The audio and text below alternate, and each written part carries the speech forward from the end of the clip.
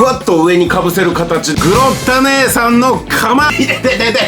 ここがね削れてて形になってきたぞ。ようやった方やと思うわ。本当に刃物研いでるみたい。何対何で混ぜるとか L 字の棒くださいよー。特撮改造エキシビジョン。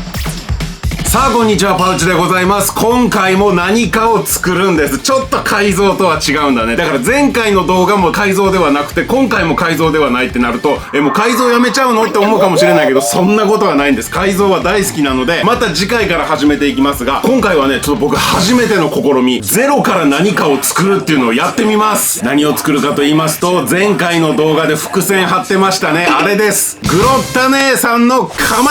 よっしゃ来ましたよ。ストマック家にちょっと近づいていこうかなっていうね、にじり寄っていってね、こう恐る恐る見つかったらやられますからね、見つからないように何かを作りながらストマック家に少しずつ近づこうかなという目論み。いやー楽しみですね。どうなるかドキドキワクワクですよ。うまくいくのかどうかわからない。全然わからない。まあでもこれはね、考えてるよりやった方が絶対いいっていうね、案ずるより産むが安しですよ。もうまさにそれなので張り切ってやっていきましょう。チャンネル登録まだの方今すぐポチッとお願いします。ワンネスワンネス。グロッタ姉さんの釜って多分ね、振り回す用、アップ用、普段持つ用とかで何種類もあって大きさもバラバラやから、どのサイズでいくか絞るのめっちゃ難しかった。最後まで見て。よーし行こうか。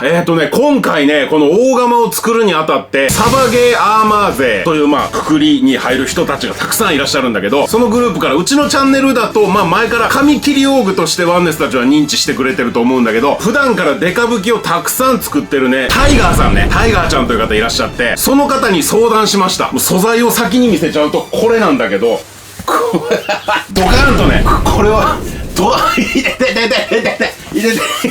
でかすぎてもう全然入りきらないけど、とある建築資材です。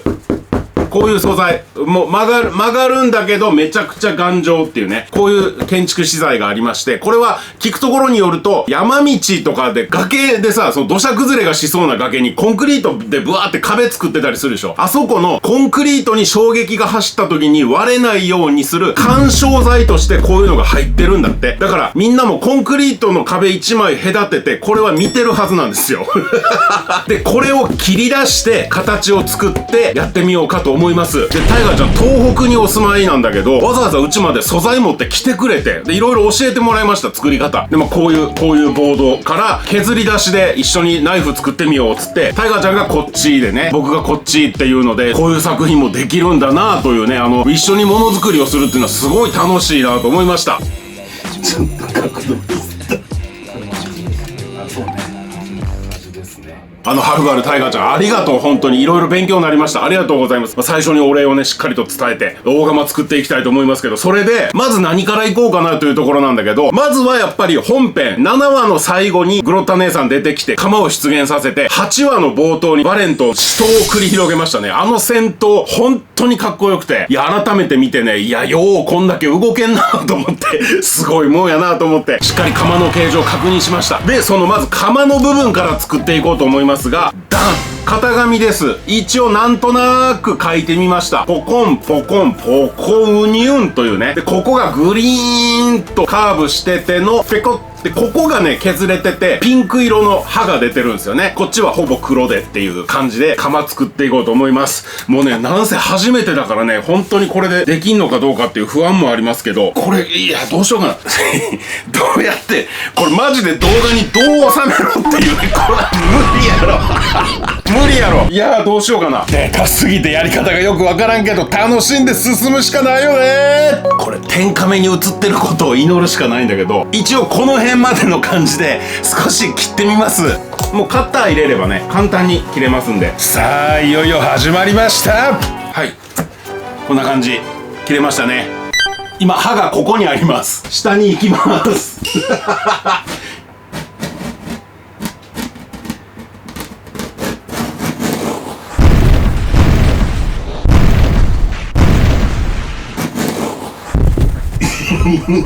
倒れた。まあ切れましたわ。はいよかった。あ、これでテーブルに乗るようになりましたと。よし、じゃあマジックで書いてみましょう。ちょっと大きめにいきますね。でこっちの隙間にギリギリ入るね。ギリギリいけました。これを切っていきましょう。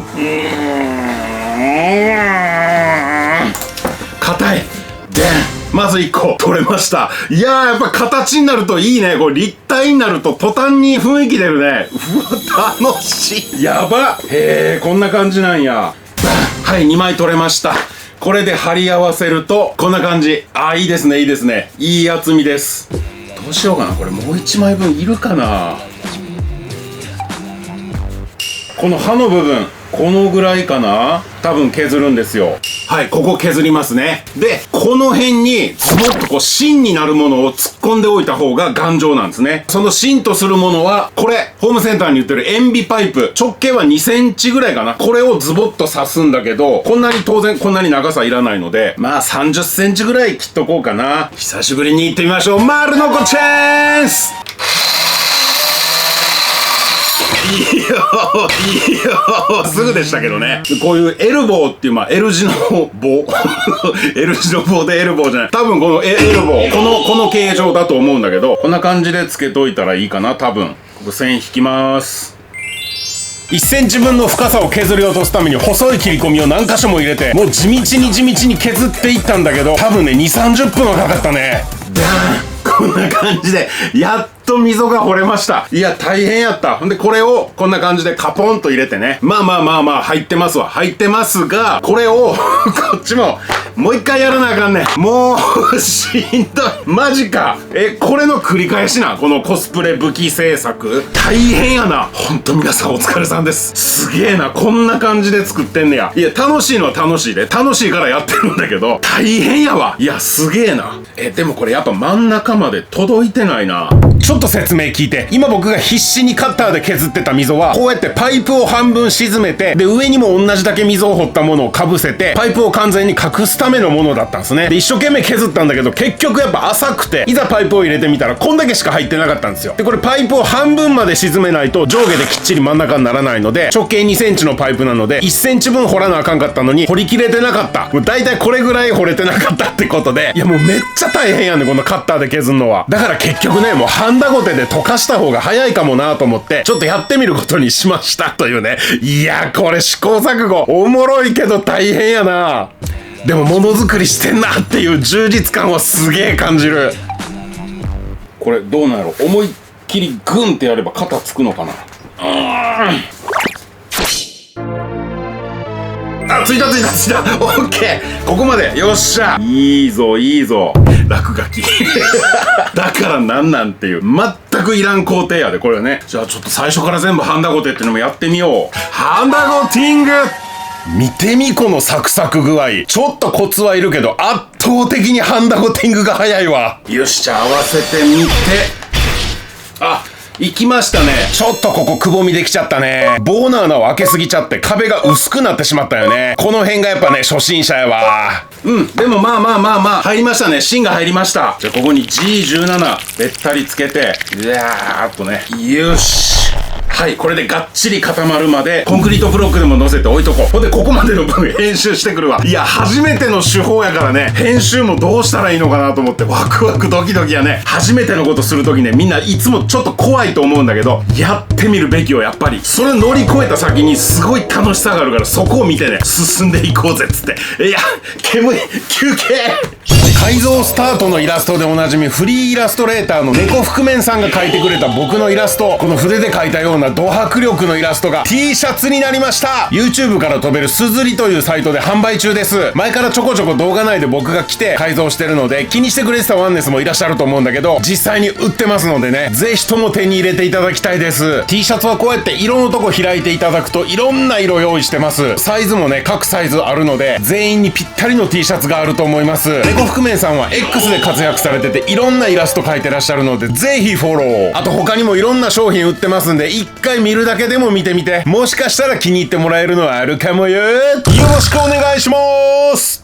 さあ乾きました。もう完全にくっついたんですごいね。これでももう武器になるよね。うわ、めっちゃ面白いなこれ。で、こっから釜の形整えていきます。まずこの写真と見比べて、多分この辺の線ですね。この辺りがピークになってて、ちょっとこっちにこう削れていくんですよ。でなおかつここ鎌のここ刃の部分ですね。だから刃から先に削りましょうか。今マジックで描いた刃の線からずれないっていうことが一番重要だなと思ったので、不慣れな僕はこうやってちょっとずつ進みました。もうこの辺から早回しにしますけど、とにかく進むしかないので、まずはやってみてって感じでね。結構素材が硬いからね、なかなか難しかった。でなおかつ多分ここもこの辺をピークとしてちょっとずつ細くなってるはずなんよね。いやーむず。とにかくもう削っていくしかないな。これ削っていきましょう。そうするとあれか、ここがまたスーッとこう斜めに細くなっていくってことは、ここの形状も変わってくるよね。なるほどな。そっか。だから順番としては多分ここ鎌の幅、これを細くしてからの刃の削り出しやったよね、きっとね。いやー難しいね。おもろ。めっちゃ面白いなこれ。すげえ。こういうの計算しながらみんなこの道のプロの人たちはやってんだな。うわーしびれるすげえ。やるなー。いやだからこの動画はね、こういうコスプレボード的な、これはコスプレボードじゃないけど、こういうボードを使ってゼロから作り上げていく人たちがいかにすごいかというのを初心者の僕と一緒にね味わってほしい。いろいろイメージしながら見て。だんだん切れ味が落ちてくるわ。もうこれ刃変えなあかんか。刃全体使ってるからね。刃ダメになってんなきっと。今日の朝変えたのにな。すげえな。もうゴリ押しでなんとか進めたわ。よっしゃ。大変やな。ほらこっちとこっちでちょっと形状変わりましたね。もうでも地道に削っていくしかないわ。でもあんまりここやりすぎると今度刃の形状がおかしなのか。むずっ。すごいね。大変やわ。一応刃書いとこう。この線からこっち、もうここ刃の陣地、こっからこっちもダメ。バランス見て微調整しながら削るっていう作業がひたすら続いたわ。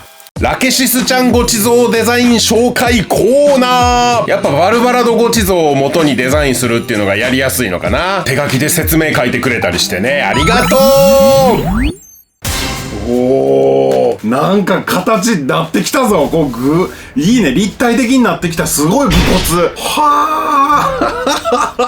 おもろ。もうね、お気づきのワンネスたくさんいらっしゃると思うんだけど、僕のアレンジ入ってますグロッタ姉さんの釜そのまま作る気は消えました楽しくなってきちゃって、このアレンジ入ってから、なんかの動画でも言ったね、アレンジ入ってからがやっぱ僕のパウチのものづくり、作るって楽しいの真骨頂ですからね。これが楽しいわけ。なんとなくのニュアンスとしてはこんなもんですかね。凹凸も出て、一応トゲもなんとなく分かってっていう感じで。で、こっから削って、ちょっと片付けながらでごめんね。こっから削っていくんだけど、これもね、タイガーちゃんにいい道具教えてもらったんですよ。ベルトサンダーっつって、こういうものなんだけど、こうやってベルト状になっててね、ガーッと削っていけるっていう、すごい便利でめっちゃ使いやすかったから、Amazon ブラックフライデーって今やってるでしょ。ちょうど安いんですよ、工具が。1000円引きぐらいやけど、だから買ったんだけど、届くのがどうやら来週みたいで、今回のものづくりでは使えないというね、なんとも歯がゆい状況です。だから家にあるヤスリがここに1枚ついてるサンダー、これでいつもDIY の時板をこう綺麗にするんだけど、これでやろうと思います。これまだこっち側平らなままで加工してないから力入れやすいはず。そう思ってこっちだけにしときました。例えばこのぐちゃぐちゃなこの面ね、ここね、いきます。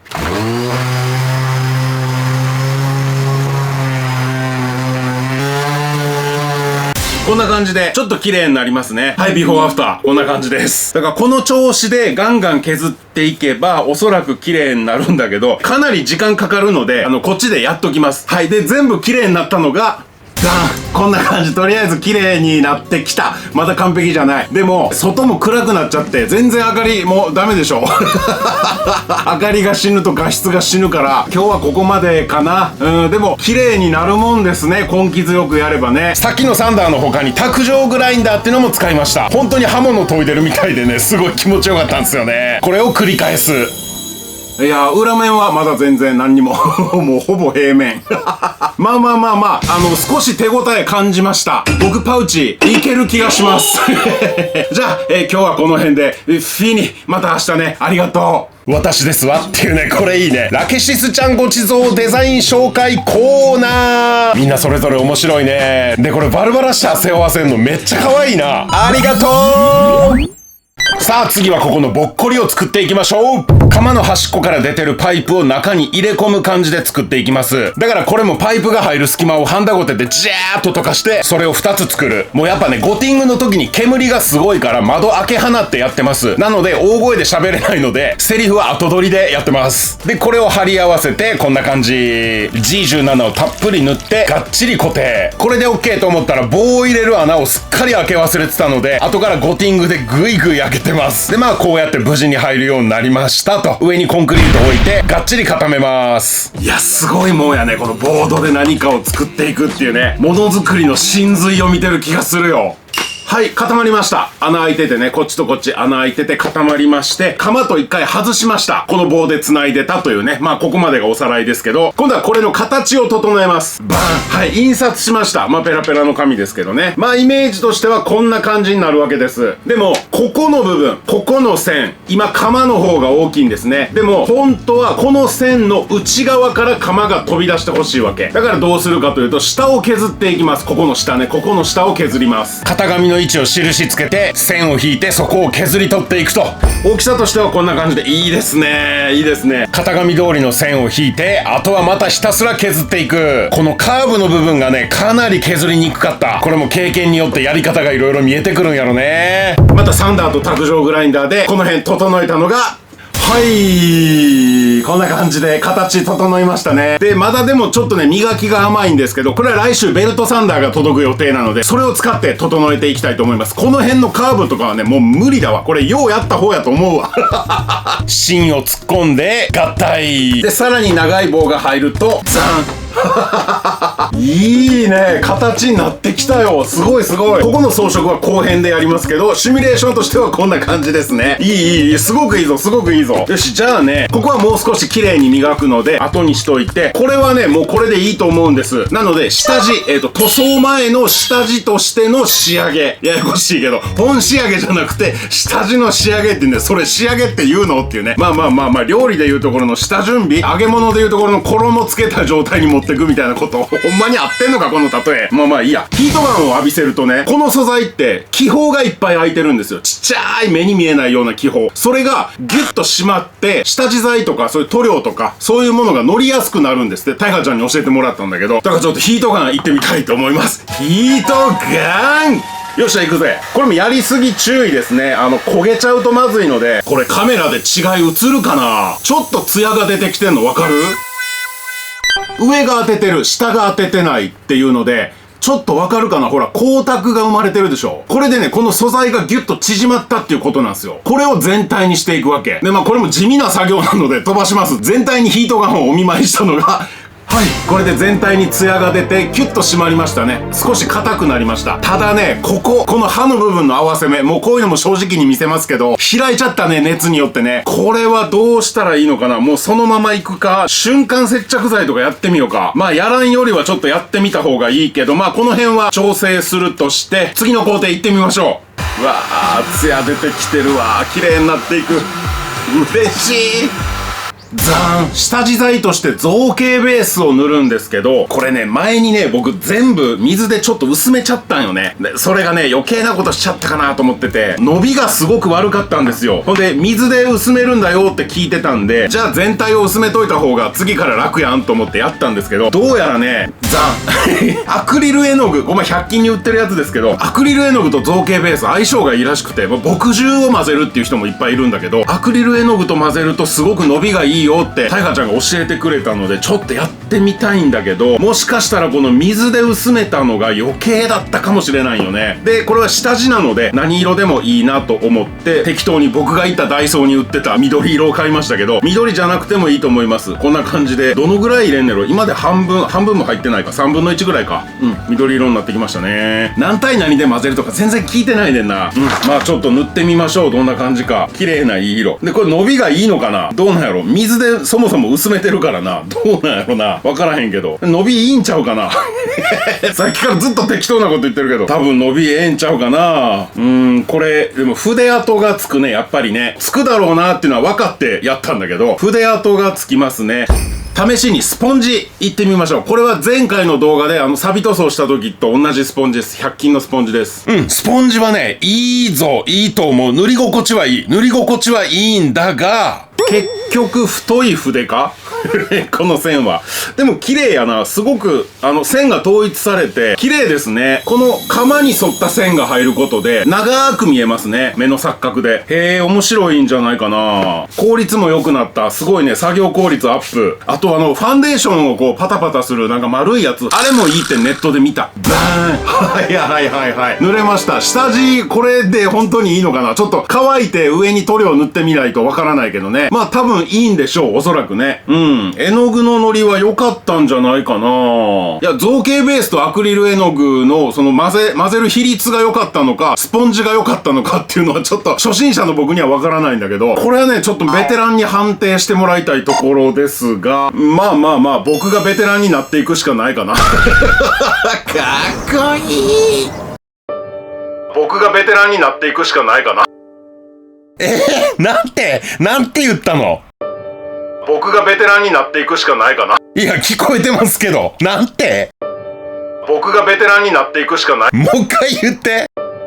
僕がベテラン。もうそのポーンはええわ。もう一回。僕がベテランになっていくしか。もう一回。僕がベテランになっていくしかないかな。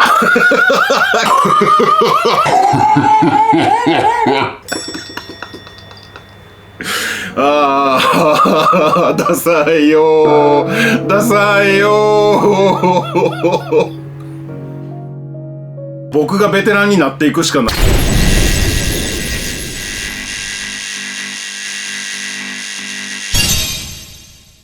爆発したところでエンディングです。なんとかここまで来ましたね。造形ベース2度塗りしてこの状態です。で、こっちがね、やっぱちょっとちっちゃかったかなっていう気もしてて、ふわっと上に被せる形で少し大きくするかもしれないんだけど、まあそれはこの辺の造形装飾も含めて次回ですね。で、これ今鎌の上だけ外した状態なんですけど、これを逆手持ちすると、こういう感じでね、遊戯王のカード刺すやつにも見えるけど、これはこれでこういう武器としてね、ほら、トーンファー的な感じ。これもいいよね。で、次回こっちのカラーリングももちろん変えますので、ガラッと印象は変わるはずです。後編で仕上げまで持っていきます。いや、めちゃくちゃ面白い世界に足を突っ込んでしまいましたね。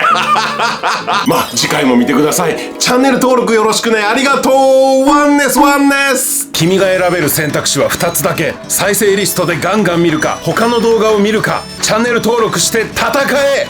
君が選べる選択肢は2つだけ。再生リストでガンガン見るか、他の動画を見るか、チャンネル登録して戦え。君が選べる選択肢は2つだけ。再生リストでガンガン見るか、他の動画を見るか、